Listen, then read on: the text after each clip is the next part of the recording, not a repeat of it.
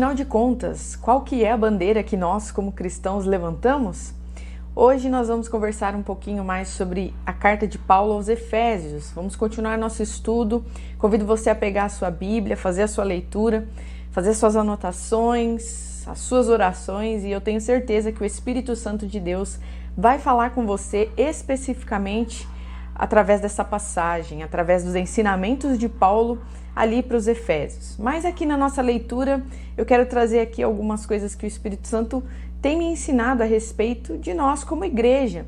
E vamos falar sobre levantarmos uma bandeira, qual que é a nossa placa, qual que é a camisa que a gente veste, aproveitando aí que nós estamos em tempo de Copa. Então vamos ler aqui, eu quero ler hoje com vocês Efésios 4, do 1 ao 5, e esmiuçar algumas coisas que Paulo fala e as consequências disso para nós, o que isso significa, como nós podemos aplicar isso nos dias de hoje. Então vamos lá, Efésios 4, do 1 ao 5 diz assim: Por isso eu, o prisioneiro do Senhor, peço que vocês vivam de maneira digna da vocação a que foram chamados, com toda a humildade e mansidão, com longanimidade, suportando uns aos outros em amor, fazendo tudo para preservar a unidade do Espírito no vínculo da paz.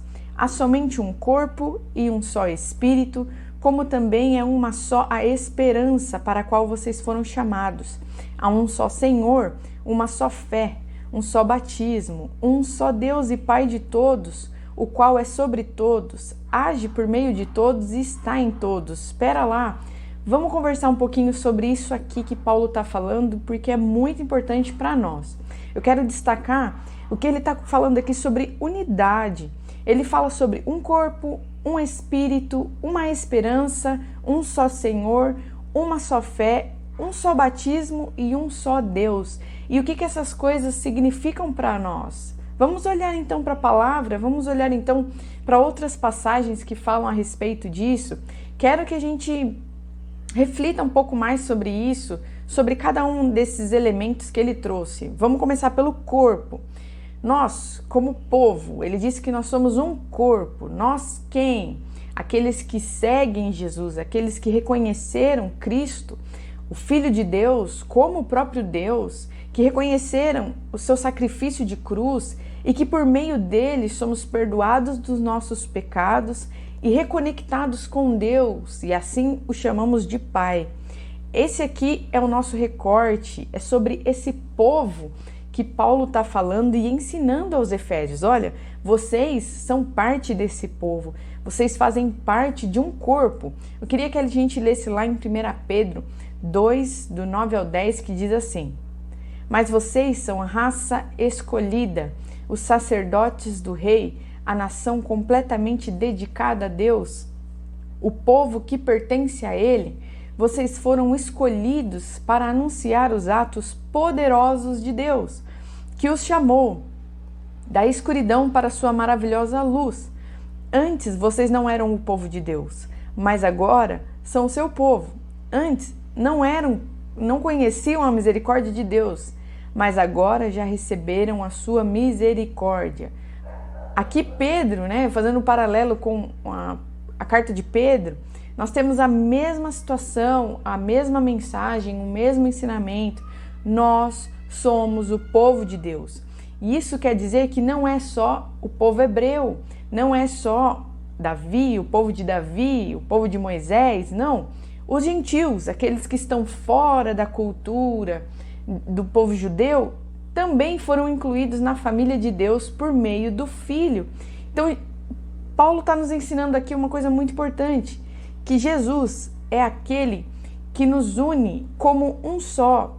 E nos vídeos anteriores eu falei isso com vocês, nós conversamos sobre Efésios 3 e Paulo falando a respeito de uma nova humanidade a partir de Cristo, uma nova, e como ele diz aqui, como Pedro nos ensina, uma raça, é uma raça escolhida. Vocês entendem a profundidade, o poder do ministério de Cristo entre os homens? Jesus foi capaz de iniciar uma nova raça, gente. Já parou para pensar nisso? Uma nova raça de seres humanos que nasceram espiritualmente de novo? É isso que nos difere do mundo. essas são as lentes que nós precisamos colocar para enxergar a realidade.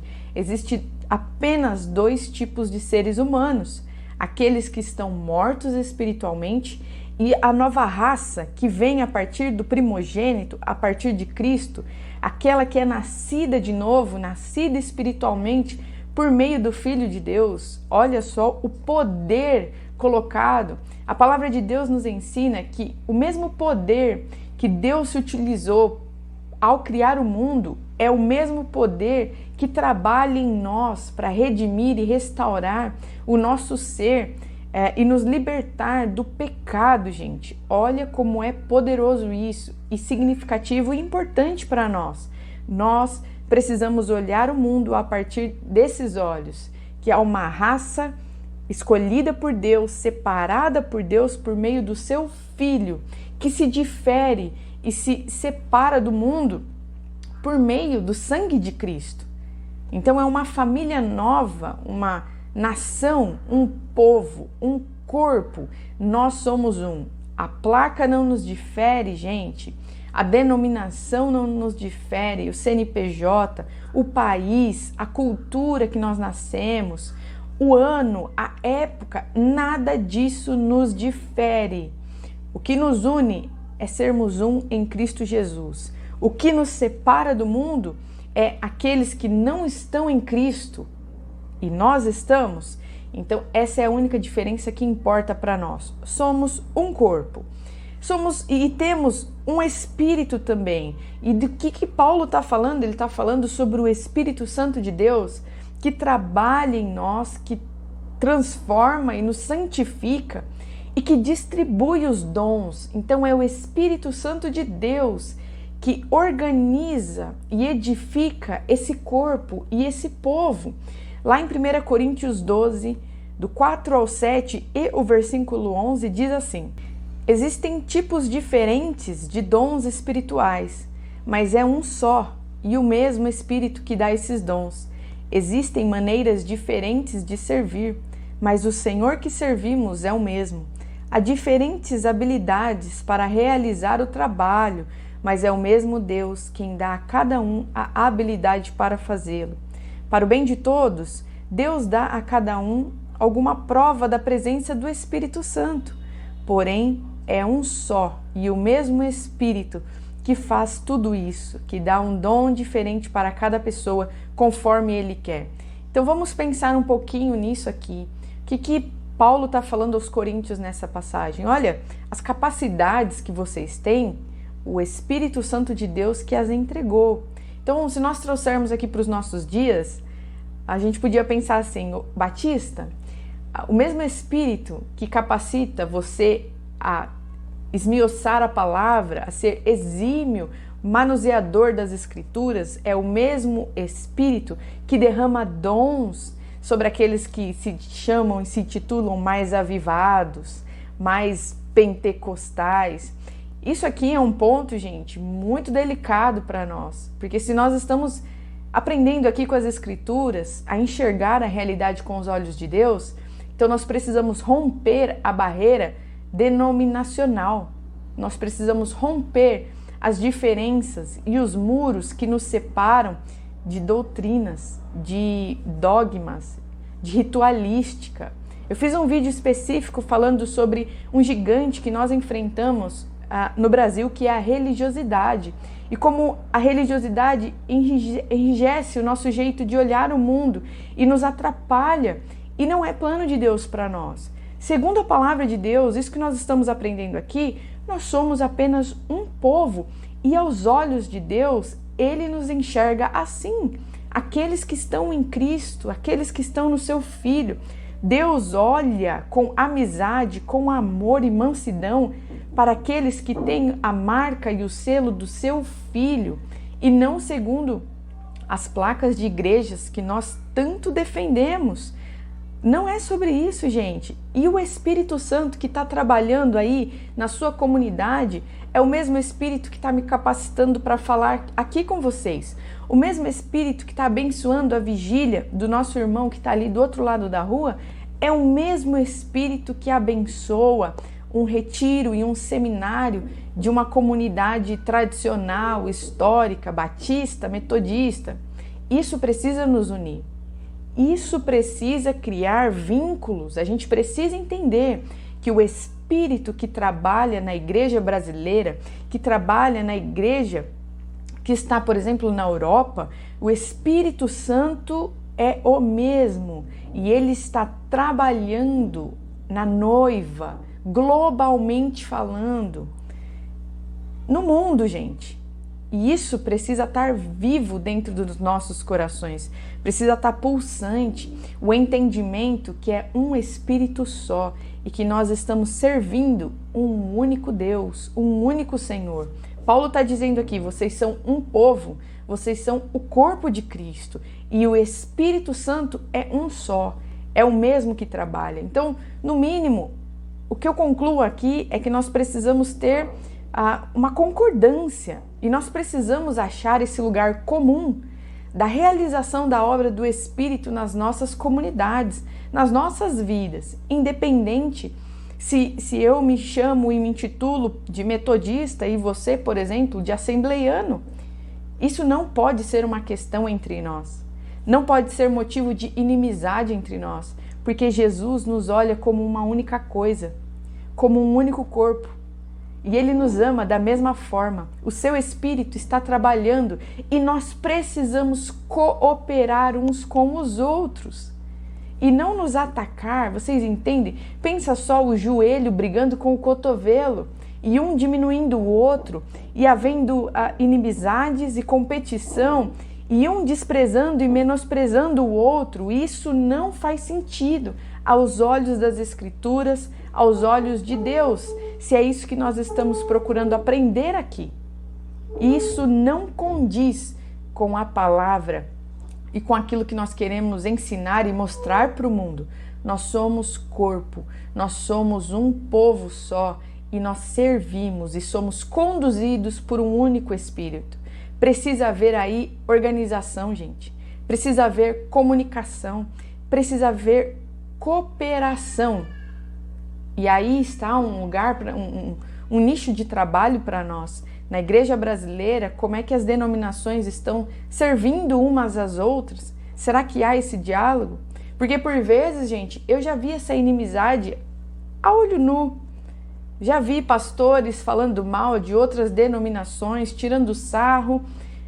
E não importa aqui qual denominação, mas nós precisamos colocar luz nisso. Que nós precisamos fazer as pazes e deixar de lado a meninice. Somos corpo e servimos um único Senhor. Outro ponto aqui que Paulo fala de unidade é a esperança. Há uma só esperança. E do que ele está falando? Ele está falando sobre salvação. Então você batista, você presbiteriano, você metodista, você assembleiano, vocês têm a mesma esperança.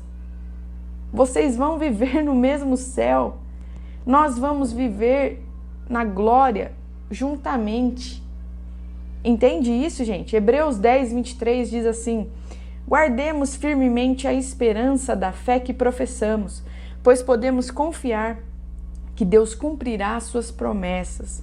Então, qual é a nossa esperança? Que Deus vai cumprir as promessas que Ele fez para nós, que Ele fez para o povo lá no Antigo Testamento e que serve para nós ainda nos dias de hoje, que ainda são promessas vivas, promessas de vida eterna. É isso que nos aguarda em Cristo Jesus.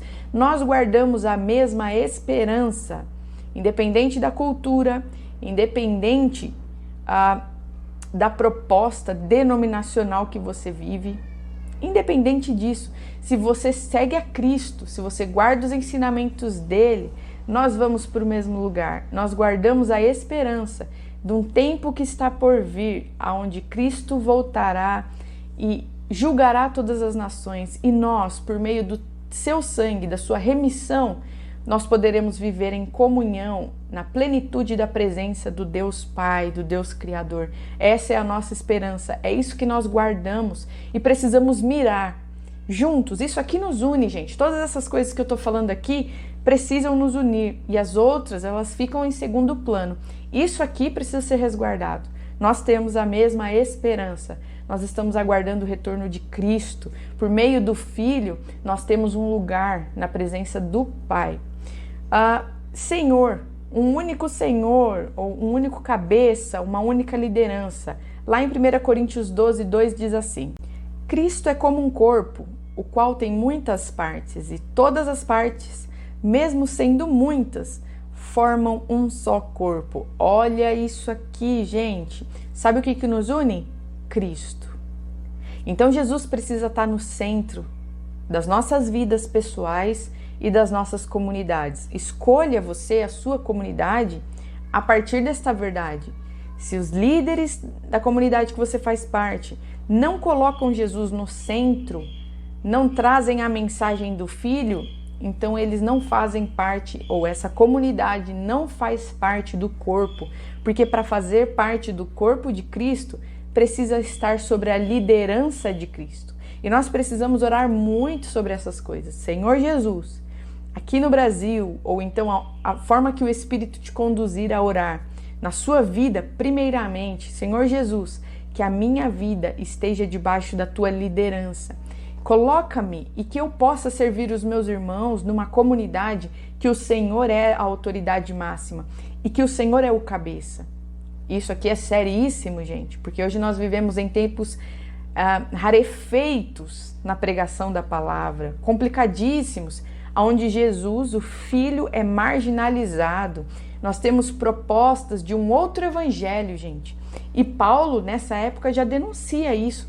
Se nós formos ler lá em Gálatas, Paulo já está lutando ferrenhamente contra falsos profetas, falsos mestres, os superapóstolos, como está escrito em algumas traduções, que trazem uma proposta de um outro Jesus e de um outro evangelho. Isso aqui nós rejeitamos veementemente, fortemente.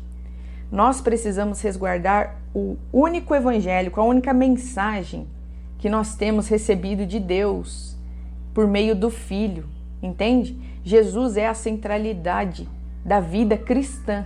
Jesus precisa ser a centralidade numa vida comunitária, precisa ser o primeiro a ser pensado, o primeiro a ser consultado sobre uma comunidade, sobre uma agenda. Ore pelo seu líder a respeito disso. E se você é líder, coloque-se aos pés de Jesus e busque nele a liderança das suas ovelhas. Nós aqui somos embaixadores, cuidamos de algo que não é nosso. E para isso nós precisamos ouvir primeiramente de Cristo, o que ele deseja para o seu povo. Vamos lembrar aqui, o Espírito é um só. E o Espírito que está agindo na terra, no povo de Deus, é um único Espírito. Nós que precisamos nos amoldar a Ele, nós que precisamos nos curvar e buscar respostas no Senhor para as pessoas que estão debaixo da nossa responsabilidade.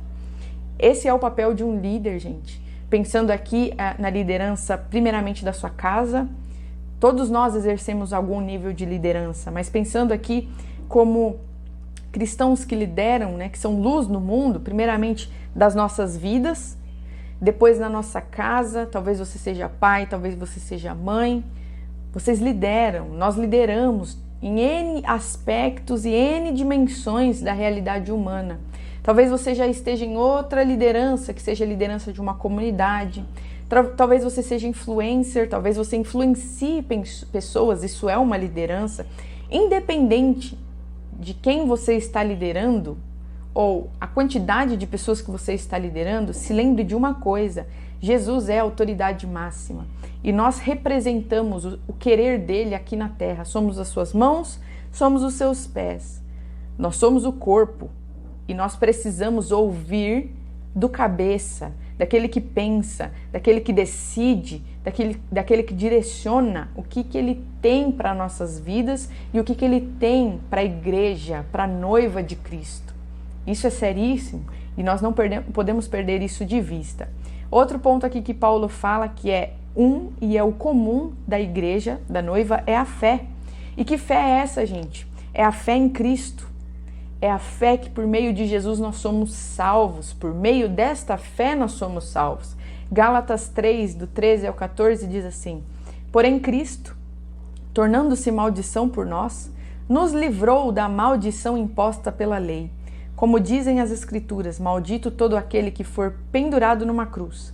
Cristo fez isso para que a bênção que Deus prometeu a Abraão seja dada por meio de Cristo Jesus aos não-judeus e para todos nós recebamos por meio da fé o Espírito que Deus prometeu. Por meio dessa fé que nos une, fé em Cristo Jesus, nós somos salvos e recebemos de Deus a vida eterna. Isso nos une. Isso é básico, isso é fundamental. Todas essas coisas que eu tô falando aqui, gente, é alicerce para nós como comunidade, como identidade. Essas coisas fazem parte de quem somos, daquilo que nós acreditamos, qual é o nosso objetivo, o nosso alvo, qual é a nossa lente, os nossos óculos para enxergar o mundo.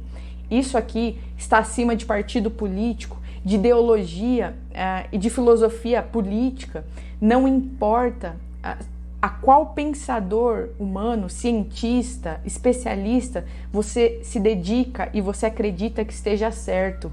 Se você é cristão, se você reconhece Jesus e vive segundo os ensinamentos dele, são essas coisas aqui que fazem de nós um corpo. E essas coisas são inegociáveis. Todas as demais partem dessas verdades que nós estamos conversando aqui. Todas as demais coisas nós pensaremos, nós avaliaremos, sim, mas segundo a palavra de Deus e segundo isso aqui que nos une, primeiramente o Filho. O Filho, gente, ele é o cabeça, ele é o nosso mote, o nosso motivo, o nosso tema, a autoridade que está acima de todas as autoridades e que conduz as nossas vidas. Nós nos reportamos a Cristo antes de nos reportarmos a leis dos homens, a justiça brasileira, a um professor, aos nossos pais, antes da instituição familiar, da instituição religiosa. Antes de qualquer coisa, nós nos reportamos a Cristo, pessoalmente falando, e respondemos e responderemos a Ele individualmente. Então isso aqui é feijoada para nós. Isso aqui é fundamento, é estrutural e é necessário estar bem sedimentado, bem colocado, cada coisa no seu devido lugar.